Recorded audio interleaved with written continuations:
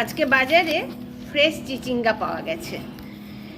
এই চিচিঙ্গা দিয়ে আজকে আমি চিচিঙ্গা ভাজি তৈরি করব রুটি দিয়ে খাওয়ার জন্য।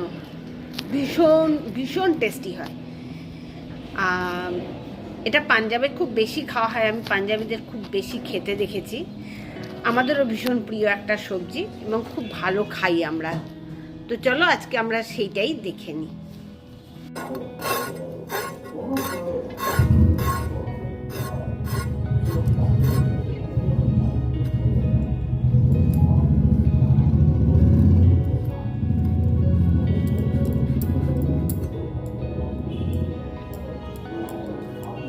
হালকা করে একটুখানি গাটা চেঁচে নিয়ে তারপর ছোট ছোট করে একদম পাতলা পাতলা করে গোল গোল করে কেটে দেবো।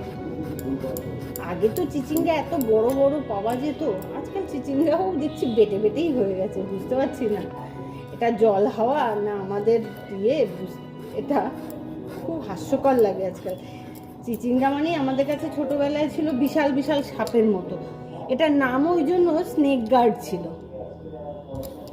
দেখো আমি এরকম পাতলা পাতলা করে কেটে নিলাম। আমি ছোটবেলায় দেখেছি যে চিচিঙ্গা আমাদের বাড়িতে যারা বড় বুড়ো ছিলেন, মানে উইডো ছিলেন, আমার দিদিমা বা ঠাকুমা, এরা চিচিঙ্গা খেতেন না। বলতেন যে চিচিঙ্গার মধ্যে নাকি মাংসের মতো প্রোটিনের গুণ আছে, তাই জন্য ওনারা যেহেতু বিধবা তাই খাবেন না।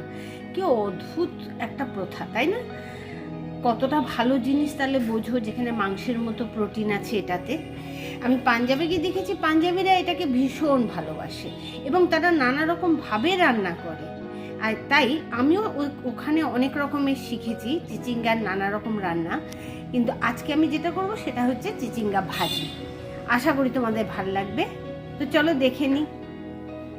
ভাজি বানানোর জন্য পেঁয়াজগুলোকে আমি এরকম লম্বা লম্বা করে কেটে রেখেছি আর কিছু কাঁচা লঙ্কাকে স্লেট করে নিয়েছি।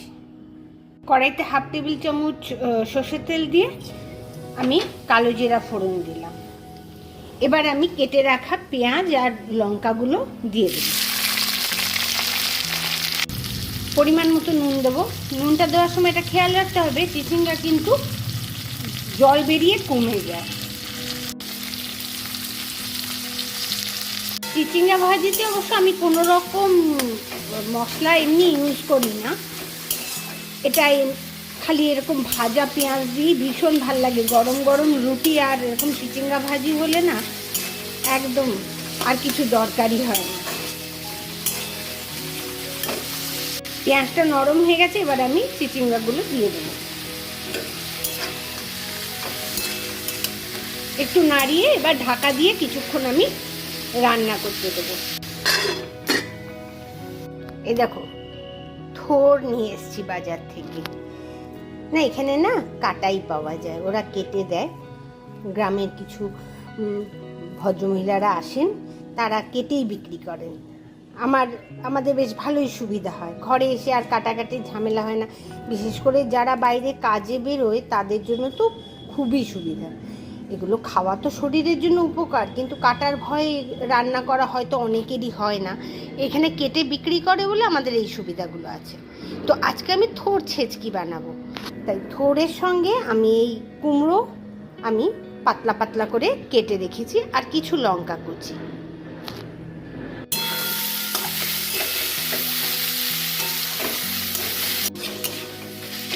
আমার চিচিঙ্গা সেদ্ধ প্রায় হয়ে গেছে। এবার একটু লাল লাল করে ভেজে আমি নামিয়ে দেবো। এটা রান্না করাও যেমন সোজা, খেতে ঠিক ততটাই টেস্টি। আশা করি আমার এই রান্না তোমাদের ভালো লেগেছে। যদি ভালো লাগে তাহলে লাইক শেয়ার কমেন্ট কিন্তু নিশ্চয়ই করবে, তাই না?